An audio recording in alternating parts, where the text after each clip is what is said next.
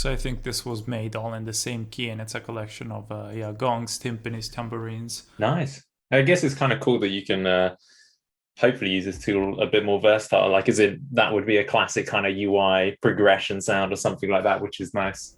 Yeah, yeah. One thing to mention that hopefully it's slightly clearer by now is as you can see, the theme of the library is merging all of this content together, as in it's not really, explosions, it's not really purely tonal sounds, it's just a mixture of a little bit of everything, hence the name Plethora.